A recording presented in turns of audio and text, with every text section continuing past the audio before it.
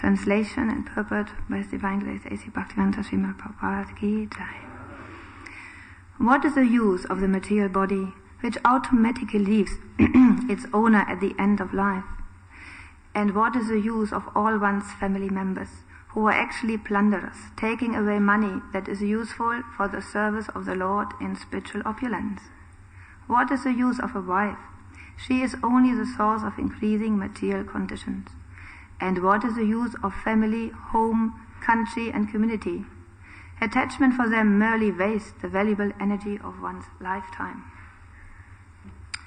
The Supreme Personality of Godhead, Krishna, advises. This is a long purport actually, so please be patient and listen carefully. The Supreme Personality of Godhead, Krishna, advises, Svadhamam paritaya mam ekam sharanam vrata. Give up all other varieties of religion and just surrender unto me. The common man does not appreciate such a statement by the Supreme Personality of Godhead because he thinks that during his lifetime his family, society, country, body and relatives are everything. Why should one give up any of them and take shelter of the Supreme Personality of Godhead? But from the behavior of great personalities like Prahlad Maharaj and Bali Maharaj, we understand that surrendering to the Lord is the right action for an intelligent person. Prahlad Maharaj took shelter of Vishnu against the will of his father. Similarly, Bali Maharaj took shelter of Vamanadev against the will of his spiritual master, Sukracharya, and all the leading demons. People may be surprised that devotees like Prahlad Maharaj and Bali Maharaj could seek shelter of the sight of the enemy, giving up the natural affinity for family, herd and home. In this connection, Bali Maharaj explains that the body, which is the center of all material activities, is also a foreign element. Even though we want to keep the body fit and helpful to our activities, the body cannot continue eternally. Although I am the soul, which is eternal, after using the body for some time, I have to accept another body, tata dehantara prapti. According to the laws of nature, unless I render some service with the body for advancement in devotional service, one should not use the body for any other purpose. One must know that if he uses the body for any other purpose, he is simply wasting time. For as soon as the time is ripe, the soul will automatically leave the body. We are very interested in society, friendship and love, but what are they? Those in the garb of friends and relatives merely plunder the hard-earned money of the bewildered soul. Everyone is affectionate toward his wife and is attached to her, but what is this wife? The wife is called Shri, which means one who expands in the material condition. If a person lives without a wife, his material conditions are less extensive. As soon as one marries and is connected with a wife, his material necessities increase. Pumsasteya mituni bhavam etam tayo mito hidaya granti maho ato griha kshetra sutapta vitte yannasya moho yamaham mametim. The attraction between male and female is a basic principle of material existence. On the basis of this misconception, which ties together the hearts of the male and female, one becomes attracted to his body, home, property, children, relatives, and wealth. In this way, one increases life's illusions and thinks in terms of I and mine. Srimad Bhagavatam 5.5.8. Human life is meant for self-realization, not for increasing unwanted things. Actually, a wife increases unwanted things. One's lifetime, one's home, and everything one has, if not properly used in the service of the Lord, are all sources of material conditions of perpetually suffering under the threefold miseries, Adhyatmika, Adhibhotika, and Adhidevika. Unfortunately, there is no institution in human society for education on this subject. People are kept in darkness about the goal of life, and thus there is continuous struggle for existence. We speak of survival of the fittest, but no one survives, for no one is free under material conditions.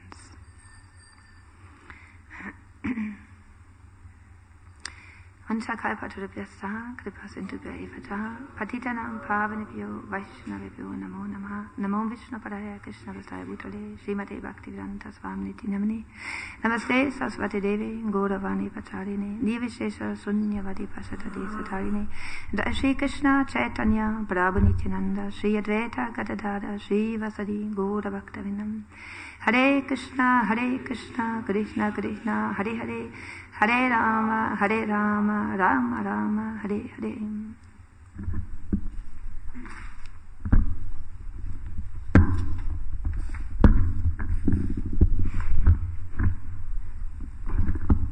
Yes.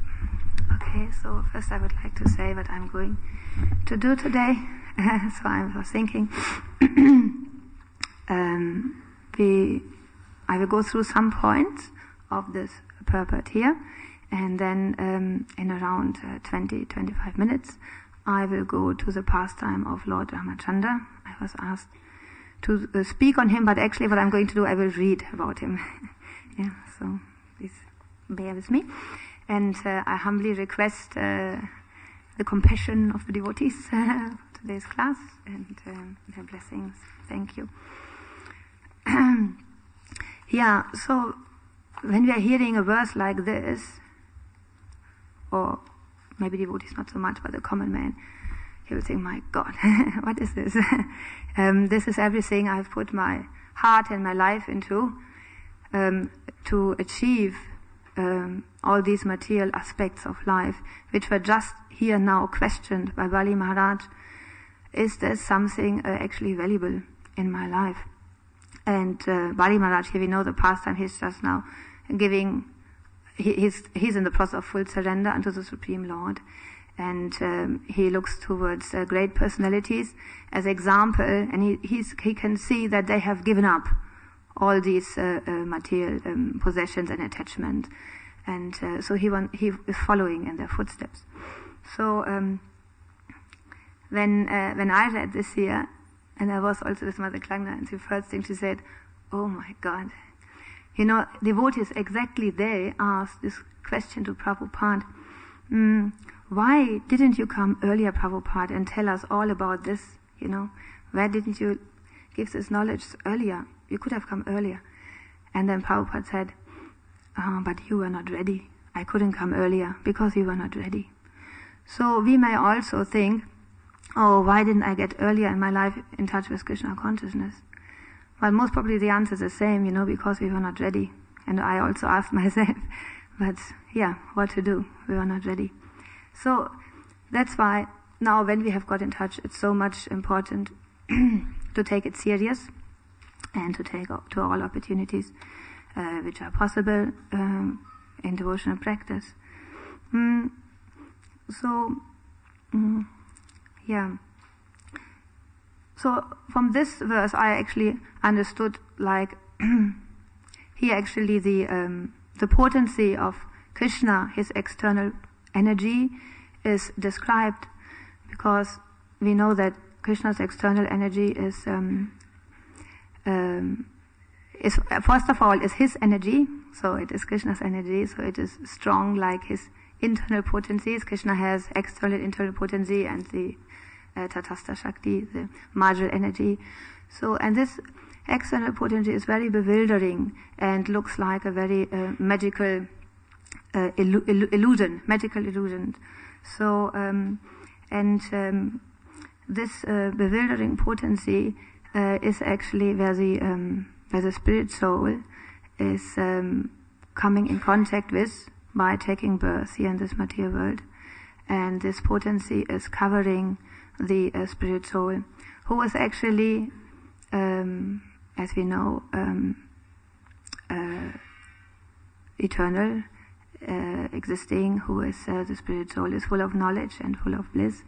So it has, because the spirit soul is actually coming from the Supreme Personality of God as a part and parcel of the Lord.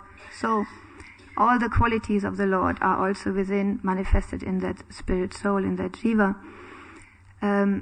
So the spirit soul is completely spiritual, but in touch with this material atmosphere, it gets covered or contaminated, and the spirit, the jiva, forgets his identity. So now we see here there's mentioned like home, wife, property, opulences, like basically nice enjoyment in material life. And this is very natural actually to look for, because the spirit soul is seeking for enjoyments, and it is happening in the spiritual world. So we know there's a spiritual world and here's the material world. So the material world is a reflection of the spiritual world. So within the spiritual world, everything is centered around Krishna. And every relationship is centered around Krishna. And there is a very nice loving reciprocation. And it is ever increasing and blissful. That is what we hear about. And when we practice devotional service, we can experience also. So here, in this paragraph now, where we hear the question mark, so it is concerned about material life. People who have forgotten about Krishna and their relationship with Krishna. So for them, these aspects of material life is very important, because it is important for the soul. It is important to have nice relationships, and it's important. But we are looking in the wrong place, and so in this way, So in this way, I wanted to say, from Bhagavad Gita 3:27, the verse Prakriti Kriyamanani Gunai Karmani Sarvasa Ahankara Vimudatma Kartahamiti Manyadi. So the soul, bewildered by the influence of false ego, thinks himself the doer of activities that are in actuality carried out by the three modes of material nature.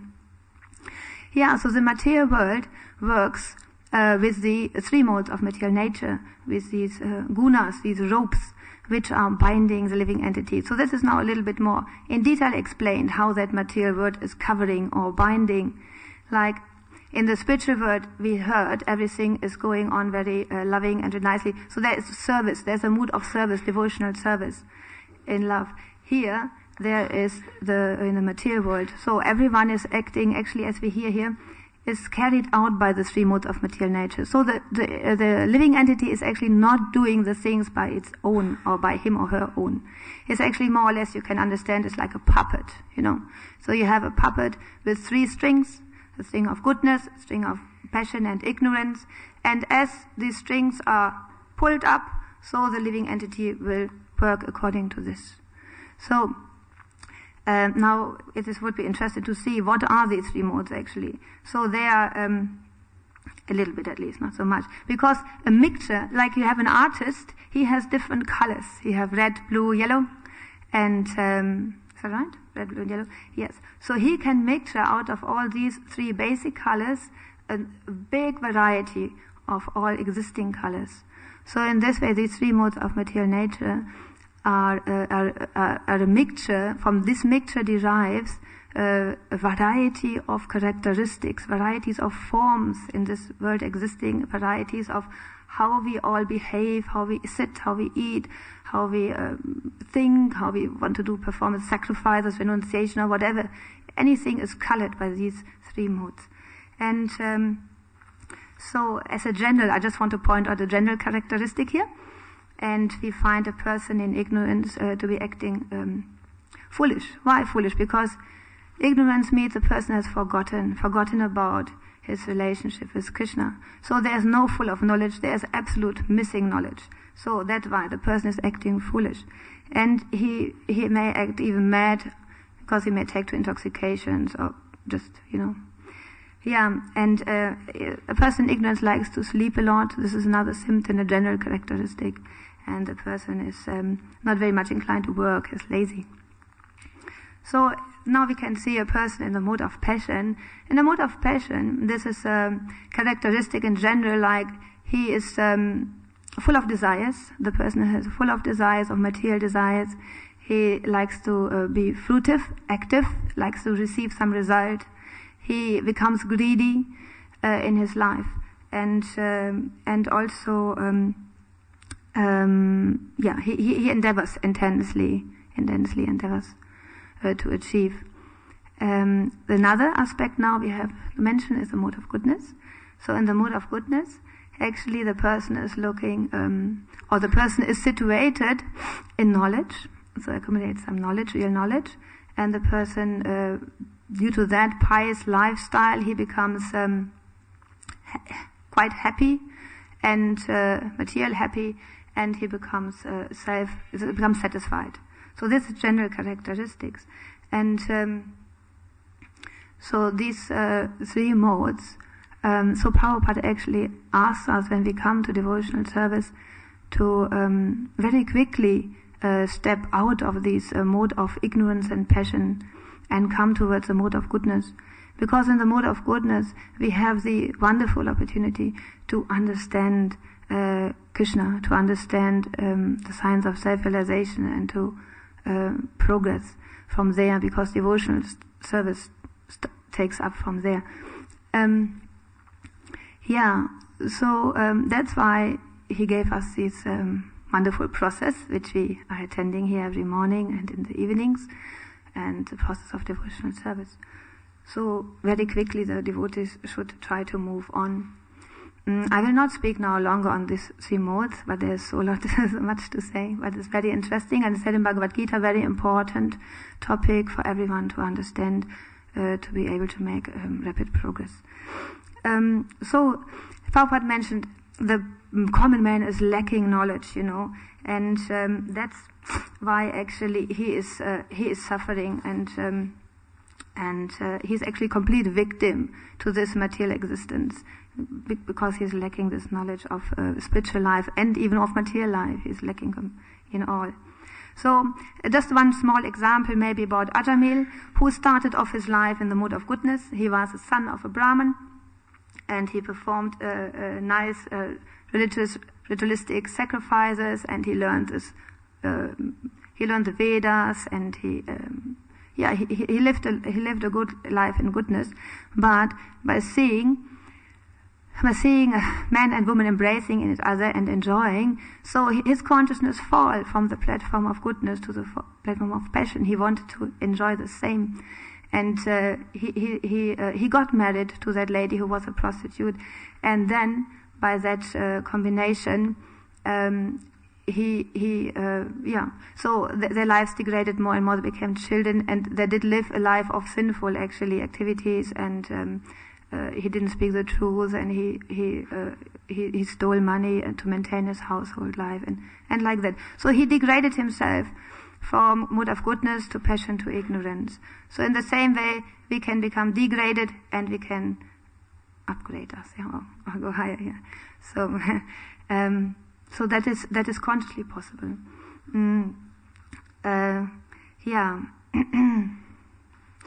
So what is here the main point is actually because everything, why not to live a life, a material life, could be nice, coming gain back and back, suffering here and there.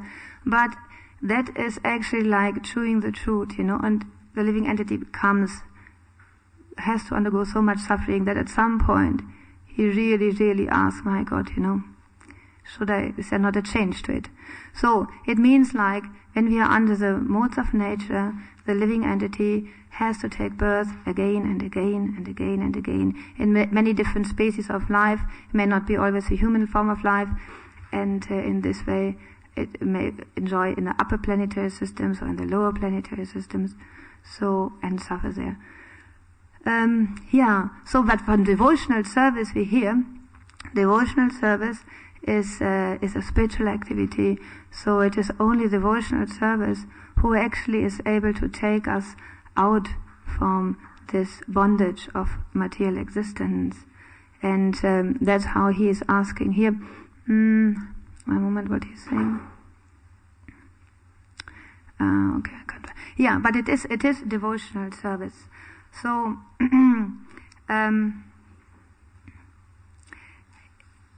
actually Bali Maharaj, he is happy to give up these attachments. So here it is said that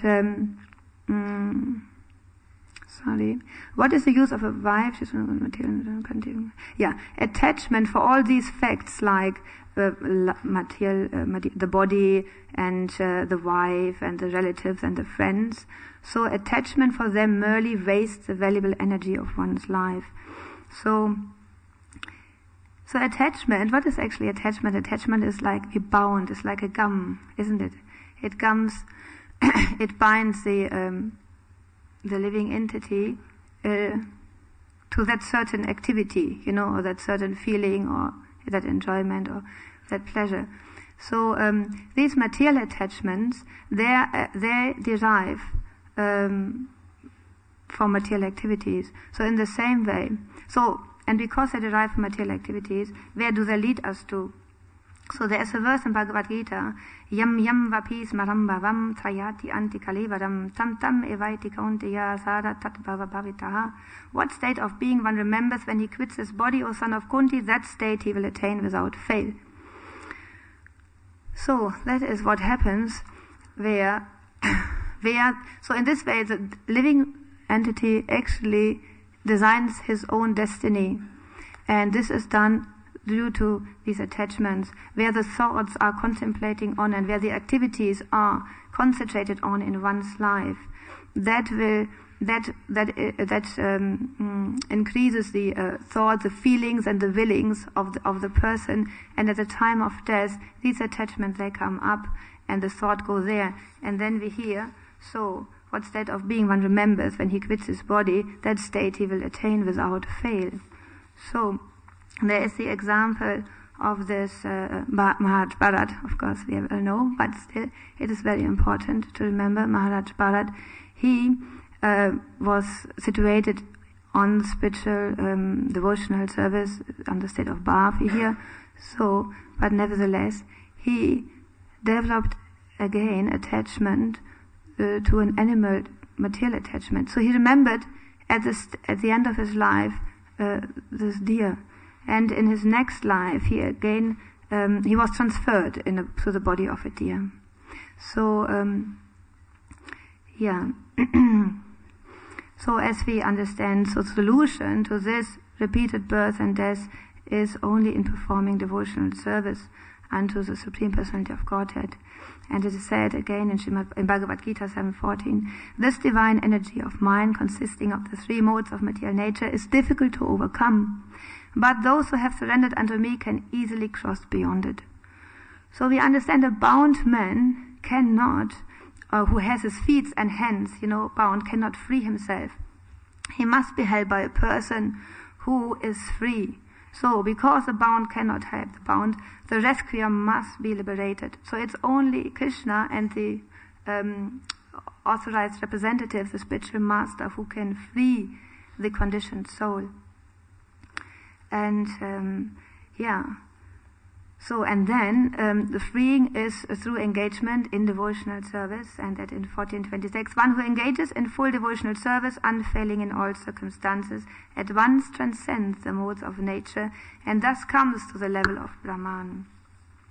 So one has to actually transform or transfer his consciousness to Krishna conscious activities. That is the point. Always acting for Krishna, like always remembering Krishna, never forgetting him. So this is the key to the spiritual world. So it is devotional service, engaging one's body, mind and speech constantly in the service of the Lord, and that will free us from the bondage of material nature and allows us to become attached to Krishna. By doing these activities, because attachment is then very much appreciated and very much desired. Attachment to devotional service, attachment to Krishna and his entourage and the spiritual world and devotees and the spiritual master. So, so here in this purport, now to family life, I wanted to say a few things here. So actually we can see that griha, so this material way of life, that is called griha media lifestyle, so where husband and wife are base their life on material sense enjoyment and sense gratification. But in opposition, we have devotees as Grihastha ashram. So in this ashram, devotees, Jai Shri Shri Radha Gokulanda, Sitaram, Lakshman, Hanuman, Shri Shri Gaura Nitai Ki Jai. So there's a completely different situation, because Grihasthas, performing devotional service, they have taken Krishna consciousness very serious, and they do follow the four regulative principles, and they do follow the chanting minimum 16 rounds every day, and in this way, the whole family members, they're able to go back to Godhead. So, a Krishna conscious family, they spend their money in a proper way, because they have a home which they turn into a temple, and within this temple they worship the deities, and they spend their money or Lakshmi to maintain and to perform, to buy the vegetables for the cooking which needs to be done, and then the offering is done, the arti is going on. The family sits together, hears, reads, and chants. So that keeps them very strong in their spiritual life, and in this way they are actually properly engaged in Krishna's service, and they will not have to undergo repeated birth and death, and also here about the wife who's expanding. Yes, but the wife in Krishna consciousness is, we are living under the principle of simple living, high thinking. So she wouldn't need like 10 or 15 sweaters if she might be happy with 1 or 2 or 3 sweaters. So there is not, because she has an aspect of living simple. And yes, here I have, so in successful ashram, husband and wife take up their respective duties to lead a Krishna conscious marriage life. So here I got some few points by Srila Prabhupada out of letters, which I want to read to you. Like one letter he is writing to Brahmananda, and he is saying, bodily relationship between husband and wife is secondary. Primary factor is that both should help one another in the matter of advancement of Krishna consciousness. So that is a very nice point here. It means together serving Krishna, and that's the first focus in their life. So a letter to Malati, Prabhupada was saying, I am very pleased that you are serving your husband nicely and helping him so that he may advance his Krishna consciousness. So now we could say, And then, when the husband advances, automatically the wife shares in his success, so there is all-around benefit. So that is the attitude of the wife. She is serving the husband, and in spiritual life, all the benefits, they are shared. So in the letter to Sotraya, he's saying, to Sotraya Devi, to her, he's saying, he is your spiritual master, but he must be responsible for giving you all spiritual help, teaching you as he advances his own knowledge and realizations. So that is his duty as well. So the wife is serving, but he has also to teach his wife, and he has to share his realizations and his knowledge. He has to give time for that. This is his duty. So a letter to Hamsaduta. All the wives of our students should be especially trained up to deity worship and cooking, and when possible they should go on Sankirtan party with their husbands and others. So, that's what to say. This is one engagement of the wife. And to Dayananda he was writing, keep yourself always in Krishna consciousness with your family members. Raise your children to that standard and employ your energy for serving Krishna. So it's very nice. He said, keep yourself. So we have to look for ourselves in Krishna consciousness. As much as we become devotees, we can give to others. But then he said, with your family members together, and make sure that everyone takes up and comes to a nice standard of devotional service. And in this way, all your energy is engaged in Krishna service. So the last one is, the husband must take, which is written to Novena, the husband must take full responsibility. The husband must take full responsibility for living outside the temple and earning money for supporting wife and children. So as we know, chanting the Hare Krishna mantra is the beginning of devotional service, the middle and the end. Chanting of the Hare Krishna mantra goes on in the spiritual world as well. So it is said that, and the chanting is so powerful that even if we are not initiated and we just start chanting the Hare Krishna mantra, we are immediately transcendently situated. So this ISKCON movement is actually very incredible. It gives everyone a chance in this Kali Yuga to go back to Godhead. And but nevertheless, this knowledge is not yet enough known to the public, and there are still millions of people outside who are not engaged in devotional service. So, okay, I'm swifting now over to Lord Ram's pastime, and here so it is stated in the Srimad Bhagavatam, because Lord Ram, he appeared, and it is he sets the example of that of the ideal husband, the ideal king, the ideal father and brother. So he was living an ideal life, because we know that if you have idols, we follow them if they are setting the proper example. So yeah, okay. So are you ready to hear, to listen now? Okay. So it is one day. It is actually about how did it come about, this Ramayana. This I wanted to read out. How did it come about? So one day the great celestial sage Narada Muni came to Valmiki's ashram. Valmiki was conversing with the disciples, and upon seeing the arrival of his illustrious guest, he immediately stood up to show respect. After offering their obeisances and seating him very comfortable, the rishis washed Narada's feet and offered him suitable presentations. There were the usual inquiries of one another's welfare, and then Valmiki then said, "O best of those who know the truth, please tell me, who now present on the earth is the foremost of all great personalities? Who is the most learned and the most powerful? Who possesses the most attractive bodily features? Who is noble-minded, truthful, grateful, and most clever? Who possesses flawless character and always looks after the welfare of all living beings?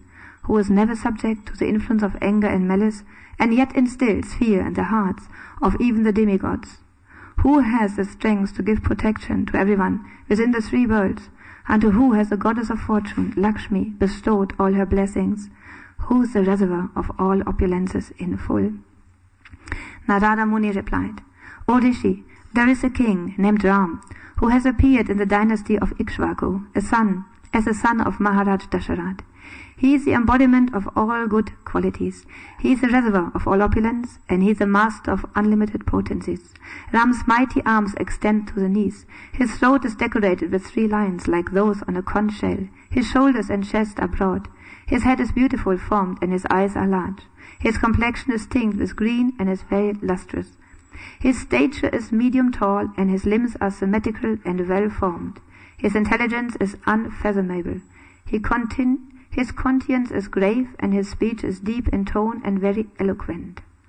Ram is fully conversant with the use of weapons. He possesses absolute knowledge of the Vedas. He is the ideal follower of religious principles, and he is the upholder of the Varna ashram social system. Ram is simultaneously the destroyer of all foes and the only shelter for fully surrendered souls.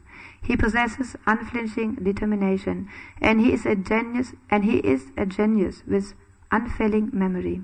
He is wise, compassionate, and grave like the ocean.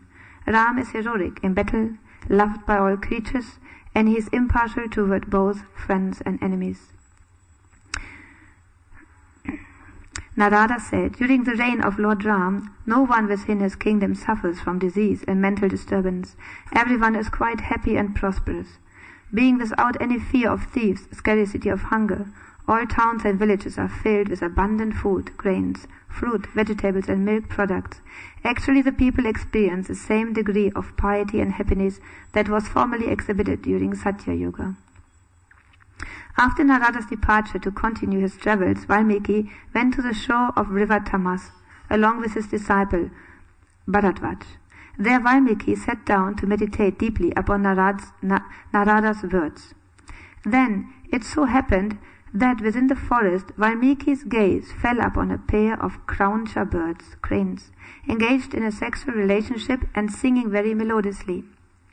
Suddenly, a malicious hunter of the Nishada race came out of hiding and released his arrow.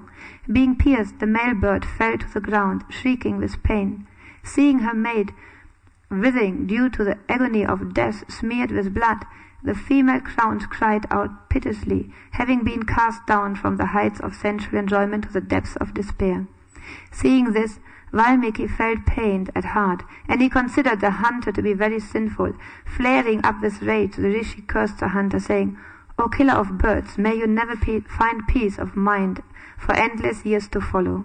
Let this be the punishment for your heartless killing of an innocent creature who has engaged in gratifying his mate." But as soon as the curse was uttered, Valmiki felt shame for having become a victim of uncontrolled anger.